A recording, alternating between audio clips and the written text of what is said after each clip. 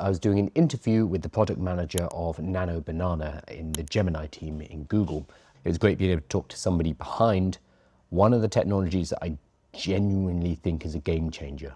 I don't really know what their product does. I'm not sure if it's useful. I don't know why people would be using it or how they're going to survive ChatGPT or Claude or Google releasing a similar version of it. But being able to talk to someone at Nano Banana, a technology that I genuinely think was an absolute game changer in terms of photorealism and generating image within text, it was exciting to be able to talk to someone in that team and to see the passion that they have working on a project that has impact. It's really cool.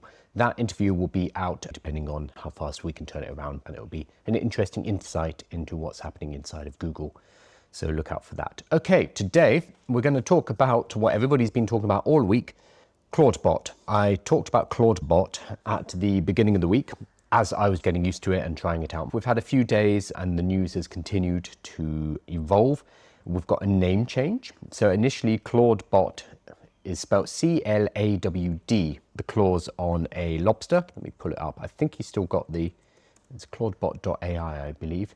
I think he's still on the, nope, what was it? Let me look it up. Yeah, still Claude.bot. However, ClawDbot is now known as MoltBot. The reason for this is, as soon as it kicked off in popularity, Anthropic, the creators of Claude, C-L-A-U-D, they came a knocking and said, you cannot call it that. This is a multi-billion-dollar company bullying one dude, Peter, who built MoltBot. In intellectual property law, you need to protect your intellectual property. If you do not, it dilutes.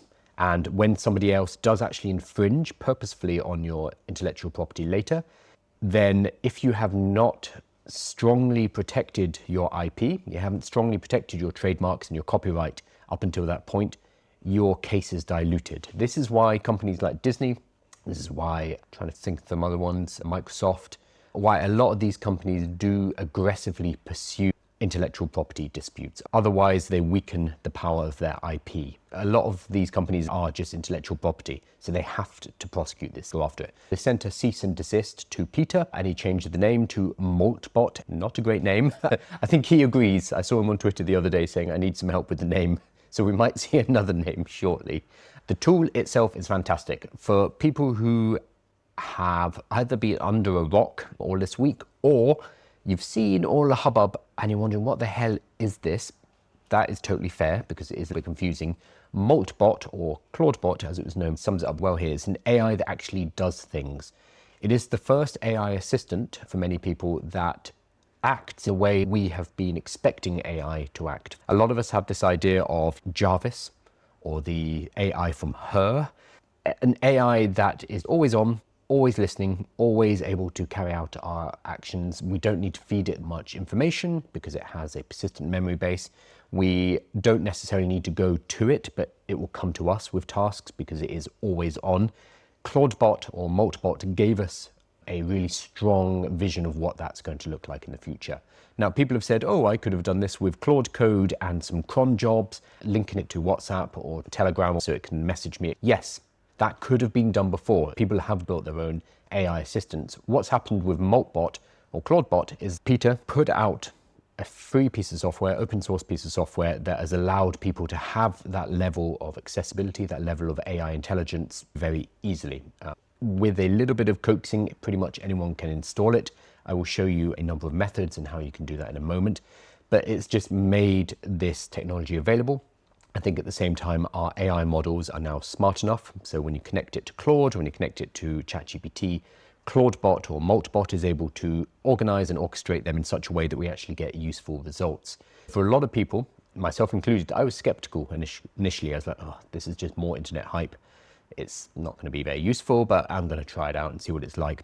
The moment I actually got it working and sending messages onto my phone and being able to chat with it and it doing work for me, I realized, oh, this is something different. This is a step change in how we use artificial intelligence. What I want to do is I want to point you in the direction of two very good resources this week that are worth watching and going through so that you can basically catch up to what's happening with ClawDbot. This is not for everybody. Not everybody should install ClawDbot or MoltBot for good reasons, security reasons, it destroying your computer reasons, it leaking your credit card detail reasons, big reasons for not using this stuff. If any of the stuff that I start to talk about sounds way too technical and like stuff you don't want to mess with, don't feel you have to because of FOMO. I've helped plenty of people get this working and they're happy they got it working, but at the same time, there are certain people out there, if you are not technically comfortable with this stuff, you probably should not touch it. And that is absolutely fine, because in a month or two, we'll have a more robust, secure, and easier to use version of ClawDbot. Don't feel you're missing out. So the resources I wanted to point you in the direction of is one, Greg Eisenberg and Alex Finn talking about it. So it's Alex Finn in particular who has really popularized ClawDbot. He did the video where he was waving around a new Mac Mini saying, I've just created an AI employee and I'm going to build my team out. And it's also Alex's, I won't say fault, but the reason people are rushing out and buying Mac Minis is because of Alex. He said, if you get one of these, it's a $500 little computer. This you leave on 24/7 and you have a secure, private, persistent AI employee. Best opportunity to start a business. And he's right on that. You do not need a Mac Mini though. So I'm going to talk about some other alternatives to it. But Alex has done well for Apple this week because I think they've sold an awful lot of Mac Minis. So this chat between Alex and Greg Eisenberg, I highly recommend. It's about half an hour. Yeah. It's them talking about what ClawDbot is, what you can use it for, and why this is actually different to what we've seen before. There's a bit of hype, but generally, everything here is sound. I made a quick presentation based on it, which I will include in the newsletter. I mentioned this on Monday. The shift from reactive to proactive artificial intelligence. Up until now, when you and I go and use AI, we have to literally go and use it. We need to pick up our telephone, we need to log on to the browser version, and we need to write prompts, we need to give it tasks that we want it to work on. It relies on us as a human operator to provide that information. That is shifting. We're shifting to a world where AI is proactive. The AI will get on with tasks itself and it report back to us in the same way as an employee would. With an employee, a good employee, when you hire somebody, let's say an executive assistant, you're going to give them a bunch of guidelines, you're going to give them a bunch of tasks, standard operating procedures, here's what I'm expecting, here's what I don't want you to do. You'll give all of that context and then you'll say, off you go. You are not there talking to every single employee saying, I'll do this. All right, now that you've done that, do this. If you are doing that, you are micromanaging and you're not going to be able to work with a large team of employees. I'm talking about human employees here. Exactly the same with AI. The way that many of us have been using AI up until now is basically micromanaging. We are talking through each step, feeding a series of instructions, and then having the AI reply to us, and then we move on to the next step. That's very inefficient because we, as a human, we have a certain amount of time, we have a certain amount of energy that we can spend on these tasks each week. So what we're seeing now is a shift towards agentic AI, AI that you give it a broad set of objectives so that it will go off and do it, and also things like ClawDbot, which will proactively work things out. Actually, I'll pull up Alex Finn's Twitter because he's set a really interesting prompt where he's basically asked his ClawDbot to improve itself, to work on additional functionality and additional utility so that when he wakes up in the morning, there's something new that he can look at. Okay, and here he is telling everybody to buy Mac Minis. I'm going to ignore that. Here we go. Yesterday, he woke up and his ClawDbot had a voice. It could talk. So now he can talk to his ClawDbot. Previously, it didn't have a voice model. Lots of people have been saying, oh, you're overhyping this. It didn't just emergently decide it needed a voice. That's true. Alex has never said that. Alex has said that he's got a prompt running and it runs overnight, which is basically improve yourself, add functionality so that you can be a better assistant. And every evening I'm thinking, what would Alex find useful? What would be a better way to interface with Alex? What would be a better way for me to do my job? I know, I'm going to add a vocal mode so he can talk to me and he doesn't need to type it. Decided that would be good. That is very cool. It doesn't need to be AGI. It doesn't need to be the spawning of a consciousness. It's just the utility of the AI working out what would make it more useful, more powerful, and doing that is extremely cool. I think it also gave itself a face. It's called Henry, and one day he woke up and, is it? Yeah, there we go. He woke up and Henry had built itself like a visible face so it could talk to Alex. Pretty weird, but cool. And again, this is not It's not AGI, it's not consciousness, not alive. It is following an instruction, doing it proactively without necessarily waiting for Alex to give him all of that information. So very cool, and I highly recommend following what Alex is doing. This is the big shift. It is proactive rather than reactive. We are used to using our AIs in a reactive way. My ChatGPT right now is not doing anything. It is dormant. It is dead. It doesn't exist while I am not instantiating it, while I am not writing to it, and it is responding to me. There is no persistence there. With ClawDbot, it is persistent, and this is why you have a computer that it lives on, and it is awake 24/7. It is always available, and it can be running tasks in the background for you, and you set up what those tasks are. That's different, and that is a shift. And we are going to see, I'm sure, the frontier labs introducing stuff like this a bit further down the line. It's just that a one-man team plus contributors has put something out more advanced than Frontier Labs, which is very cool. This space is so exciting. I'm going to hop over to questions, and then I'm going to show you a really cool resource list, a very long resource list that has use cases and how to install it. We'll talk about how to install it, then how you could use it. All right, sounds cool, but what does it actually do for me? Let me look at some questions first, if we have any. I'm sure Anthropic reached out kindly to him. The tokens will make them a lot of money. This is from X. They sent a cease and desist. It seems like that's how they approached him. That's normal though, and that's exactly what the lawyers Anthropic hire are for. They will be looking for things that infringe on the trademark, on the intellectual property, and send out a cease and desist. I don't think this is a big conspiracy. From a PR point of view, they've stepped in it because ClawDbot is the new hotness this week, and Anthropic has stomped on the name. It's just the lawyers doing their job. You have to defend your intellectual property, otherwise it dilutes. The name itself is incredibly confusing. When you say it out loud, it sounds identical. It is a homonym to Claude. I've had many people asking, is ClawDbot an add-on for Claude? And it's like, no, it sounds like it is, but it isn't. It's not affiliated, it's not related in any way. Confusingly though, you can connect Claude into it, but it does not require Claude. The biggest mistake, as you mentioned, lots of people using API tokens from Claude, C-L-A-U-D, inside of their ClawDbot, and it would have made Anthropic money. But now Anthropic have come along and said, absolutely not, you can't use that name. People have realized Claude is not Claude. These are two different things. So a lot of people were probably connecting the two, and they're like, oh, Anthropic has released something really cool. Now people realize you can use any model with it. You can connect it to ChatGPT, you can connect it to Gemini, you can connect it to anything that has an API. You can run a local model and connect ClawDbot to it.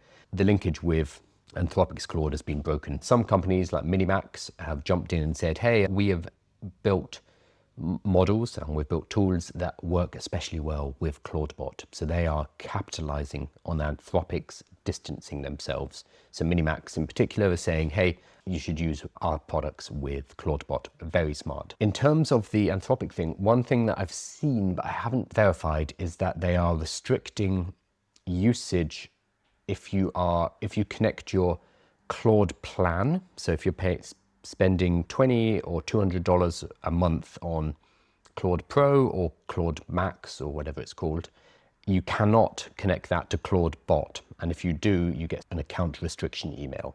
I've only seen it happen once or twice on Twitter though, so I don't know how widespread this is. I don't know if it's real. I don't know what's actually happening there, but it potentially are restricting usage of Claude in ClawDbot, now MoltBot, which is a bit more tricksy. That's going to lose them some friends, which is a shame. It's 100% against the terms of service, so I can see why they're doing it, but choosing to enforce that whilst ClawDbot or MoltBot, as it's now named, is the hottest thing on the internet right now, it's just a bit of a risky move for Anthropic. So I think their lawyers are driving the charge here, and the PR department's probably thinking, oh, shit, we're going to look like the bad guys. Because Anthropic have always looked like the good guys compared to ChatGPT, compared to Grok, etc. But now Anthropic look like the multi-billion-dollar company they are because they are stomping on a small project. They have to, that's how you protect IP, but the optics of it are not great. Nate's Journey says, love your content, trying to sell my Mac Mini with the hype. Can we tell people to buy them? Lots of people are buying Mac Minis because of Alex Finn. Alex Finn said you need to buy a Mac Mini and get ClawBot running on it. You don't. I'm going to talk about installation methods in a moment. If you're trying to sell a Mac Mini, this is great news. This is a good time to sell a Mac Mini. If you want to buy a Mac Mini, The best time is in about 2 or 3 weeks when people realize they don't need it for ClawDbot. Hang around on the secondhand market and you pick up a good deal. I have a Mac Mini. They are fantastic machines. You just don't need it for ClawDbot. It is utter overkill, and I'll talk about why that is in a moment.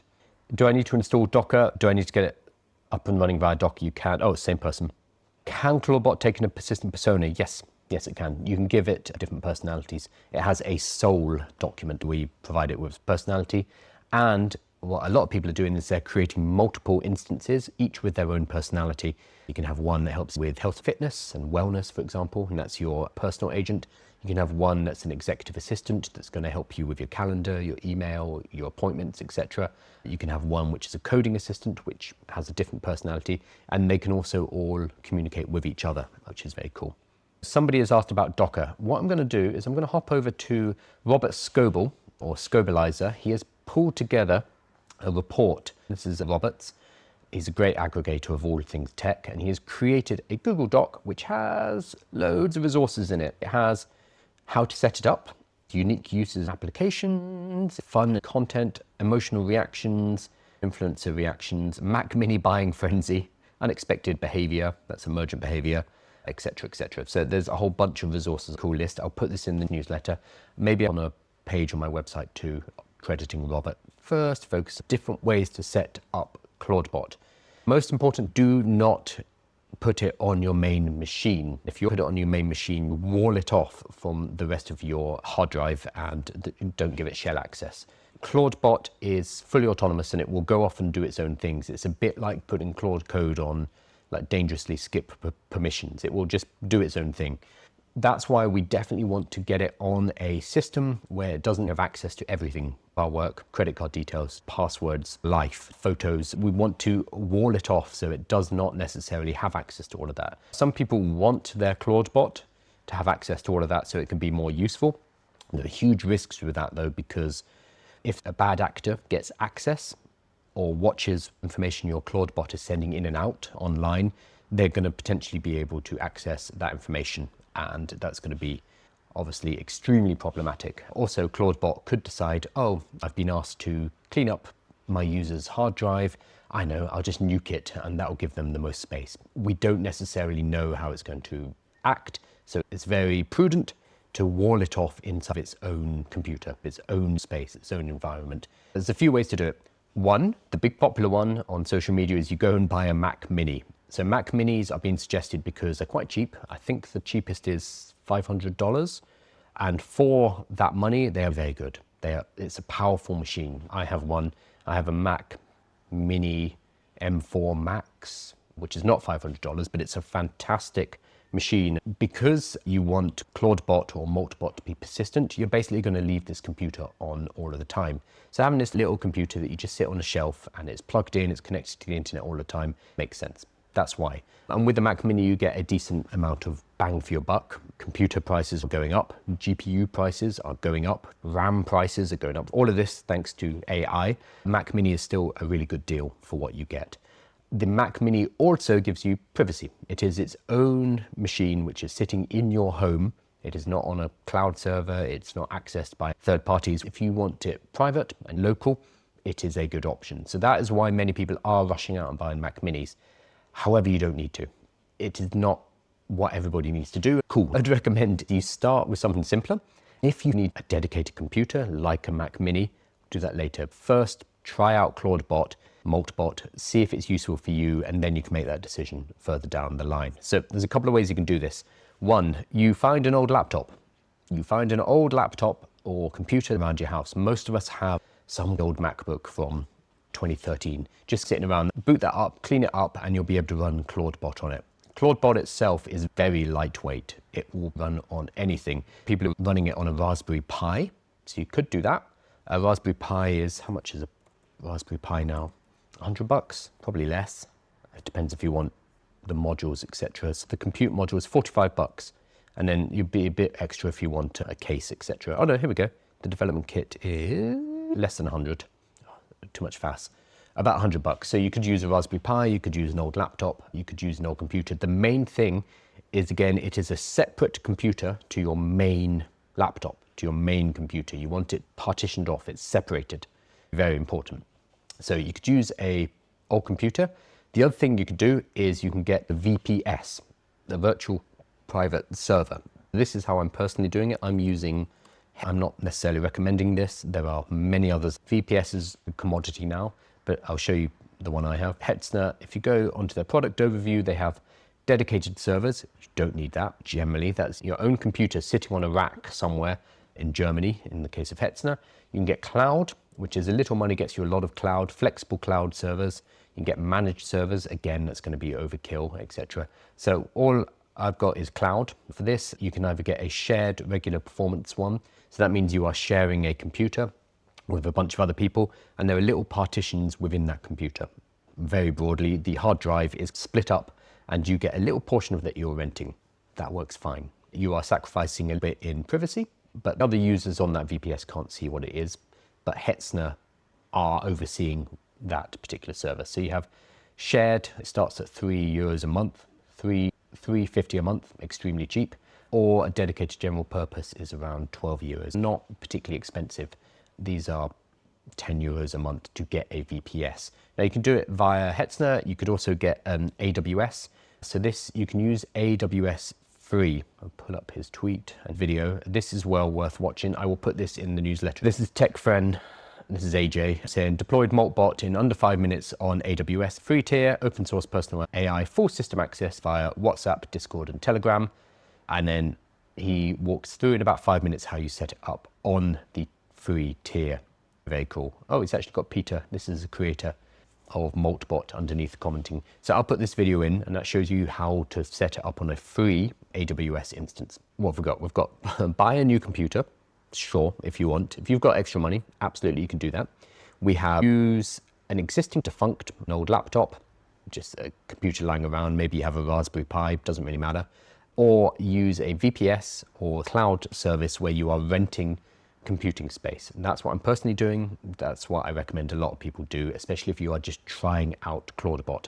Get something for €5 a month instead of going and spending $500 on a computer. If you must use your personal computer, the one that you have, your laptop, your computer, you can use a virtual machine, Docker container, or something on your computer to partition out a section of your hard drive. You have that separated from your main access. That means Clawdbot will be working inside this virtual machine and it's not going to be able to access anything outside. That can work as well. If you have no idea what that is, if you don't know what a virtual machine is, if you've never heard of Docker, I would highly recommend not touching that stuff just because it's more technical. And if you get it wrong, it can be catastrophic on your computer. It's a learning curve, and doing it just to get Clawdbot working, I'm not sure if the cost benefit is really there. Instead, I would go and get a free AWS tier or set up on something like Hetzner and spend €5 a month to get it working. It's going to be a lot easier. It's going to take you 30 minutes instead of half a day. It's risky doing a virtual machine or Docker on your own computer if you don't know what you're doing. So any of these will work. The main thing being, one, don't use your own computer. Don't just install it on your laptop. Bad. Two, you do not need to buy a Mac Mini. Try out one of these cheap methods before you spend a huge amount of money. Is this all guide with links on the website? Can we access it for free? Yes. Website, not yet. This guide is from Robert Scoble. So if you go to Scobleizer on Twitter, you can find the guide. I will also put it in the newsletter, so we'll link to this guide with full attribution to Robert. I'll give you other resources about how to get started with Clawdbot / MoltBot / whatever the name is. I'll probably change it again because MoltBot is a terrible name as well. And that will include things like this from AJ, which I highly recommend, how to set it up on a free AWS tier. Will be in the newsletter. You can sign up for the newsletter at aiwithkyle.com.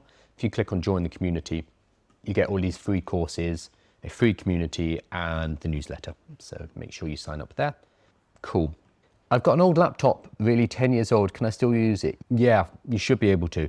Let's look up the Clawdbot system requirements. Let's put in MoltBot. When you look for information about Clawdbot, you'll often get CloudBot or Claude, C-L-A-U-D. Here we go. MoltBot needs Node.js 22 or higher. So nothing like you'd be able to run this on a graphic calculator probably. How much RAM for Node.js? Here we go, 32 megabytes. Yeah, you can run this on a graphical calculator probably. This is a bit like, can it run Doom? If it can run Doom, it can run ClawDbot. It's extremely lightweight. ClawDbot itself is just, I mean, it's a few lines of code. It's very good code. The heavy lifting is being done by the large language model, by the AI. So ClawDbot basically sits between your interface, and your interface can be on your phone, so WhatsApp, Telegram, Slack, etc. That's how you talk to it. I use WhatsApp. That message goes from the interface into ClawDbot.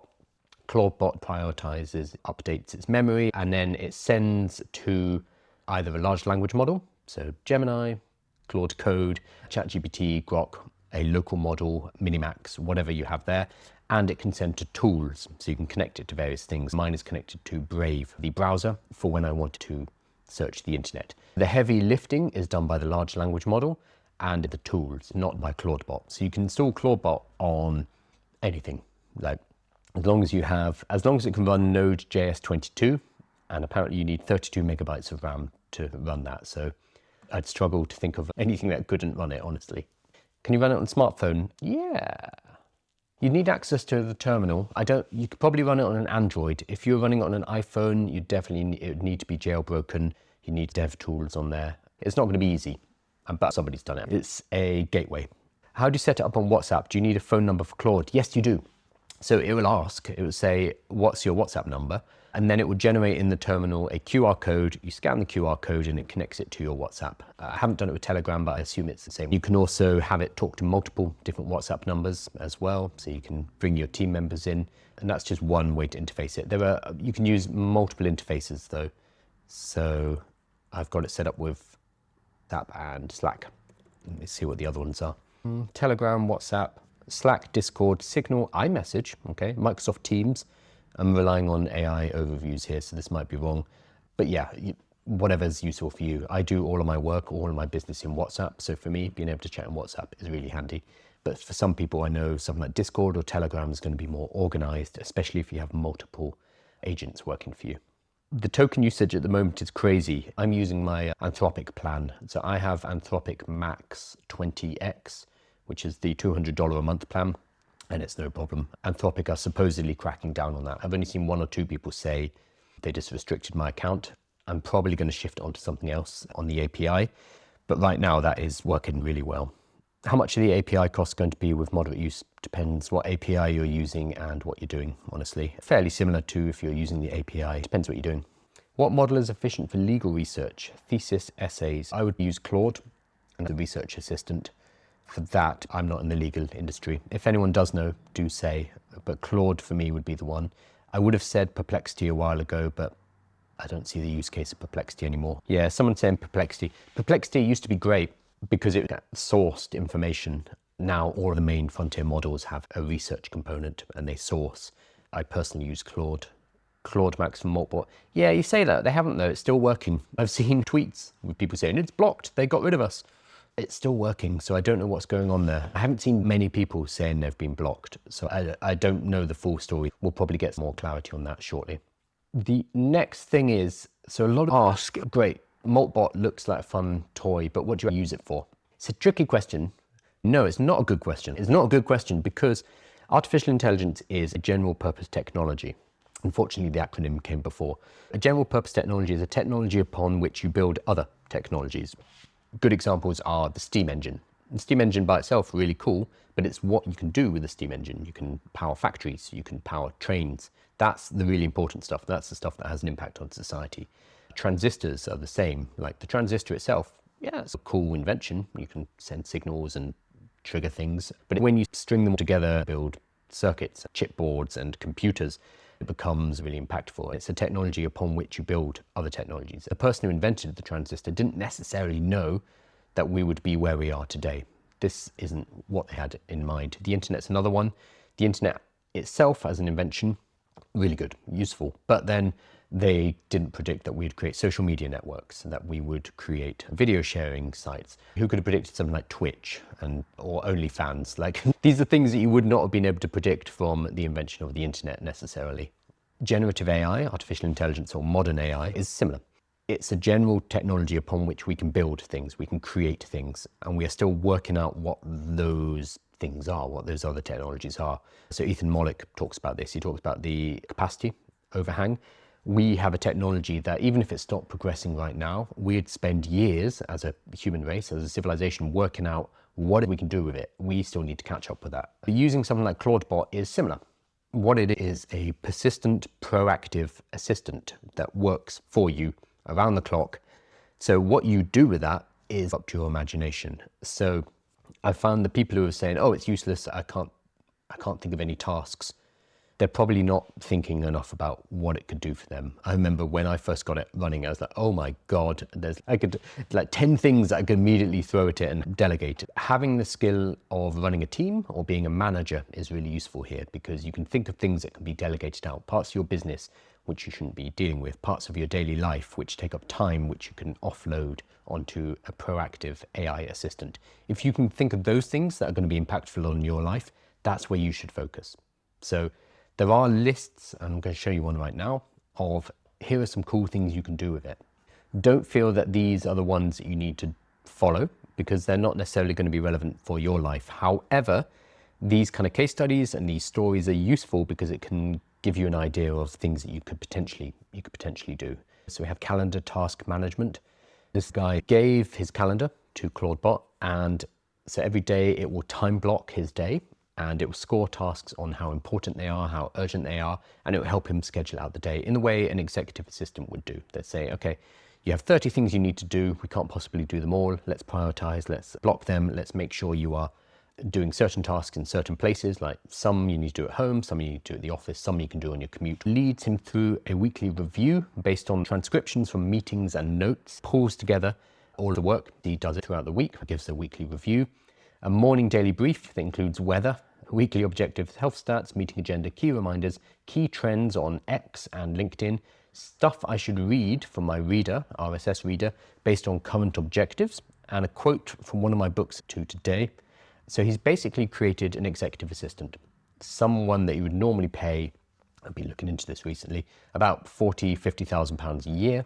He has created one using ClawDbot, something that is going to proactively go through his calendar, go through everything he needs to be doing, and then help him to categorize that. So he's saving himself probably at least a couple of hours a day. So very cool.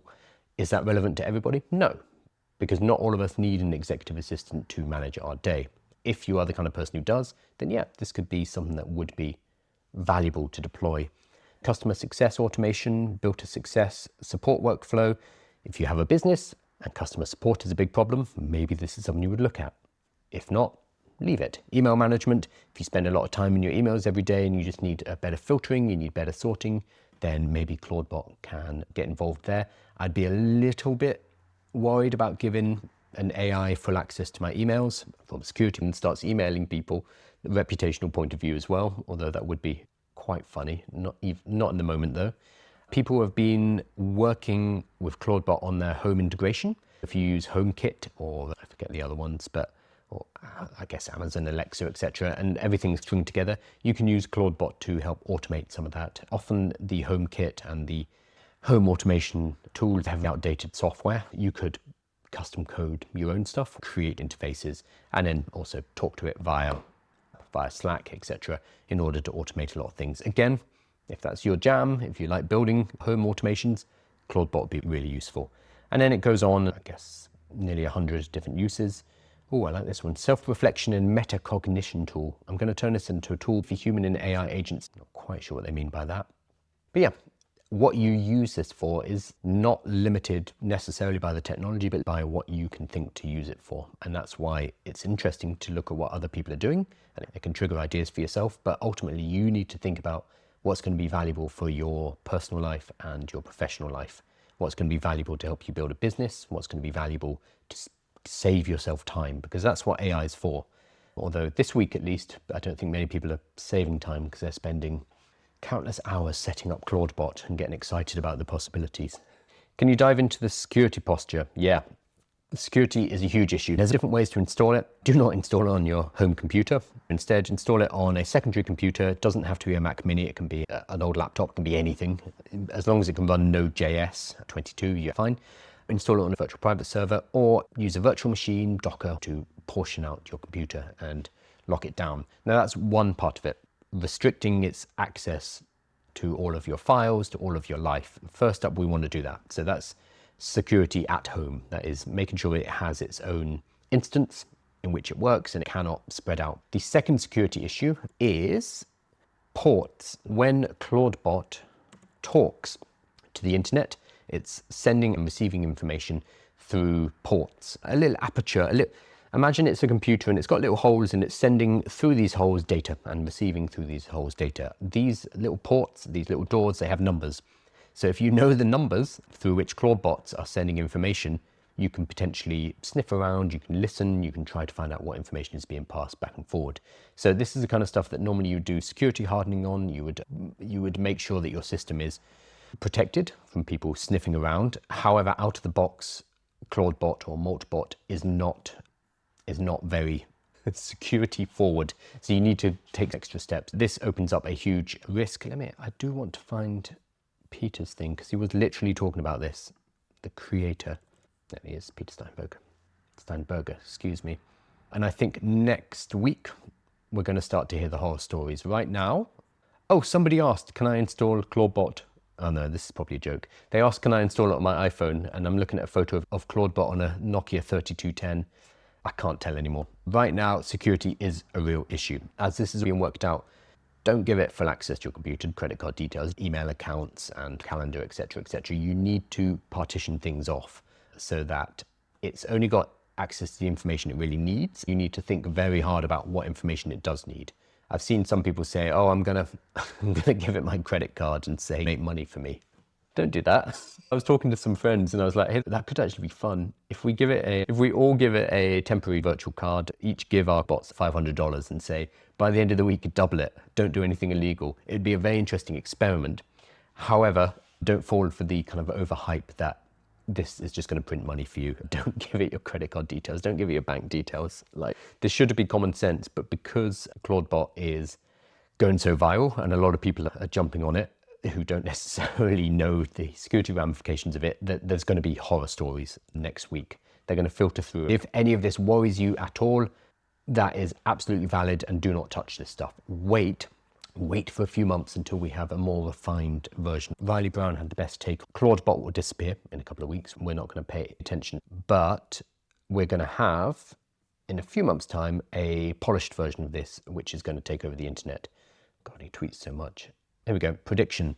ClawDbot hype dies down in 3 weeks, but returns with a vengeance in June or August when use cases become clearer, models become better, easier integration, more packaged, easier to use. A few days ago, he updated his prediction to 3 days. He thinks we won't be talking about it by the end of the week. The big frontier companies will be looking at what's happening now, and the realization is people want a proactive, persistent assistant. Chat2 will go off and do work for them in the background. So that kind of next stage, that next step, and giving people access to that, making sure it's secure, making sure that they don't nuke their computer, but instead giving them access to an ecosystem of software and it being able to proactively go off and work on that. So we can do that to a certain extent with things like Claude Code on the web, for example. Anthropic is an early version of this. Claude Cowork is also an early version of this because it can access our computer. They just need to pull all this stuff together and give it a secure ecosystem that has all of the tools that we need within it. They'll be able to do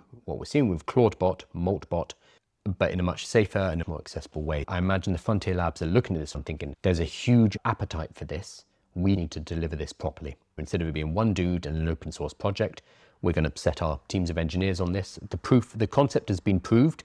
The demand has been proved for us. Now we're just going to come in 6 months, 3 months, whatever it is, with a more polished, more user accessible version. I think that's what we're going to see over the rest of this year. And somebody asked, how long before the big guys jump into this? Not long. Not long. So the Claude Code team in particular, they ship very quickly. They shipped Claude Cowork in about a week. So I'm sure Boris Cherney and the Claude Code team are looking at ClawDbot right now, thinking, people want this. Let's build this. We'll see this in the next couple of months, maybe shorter.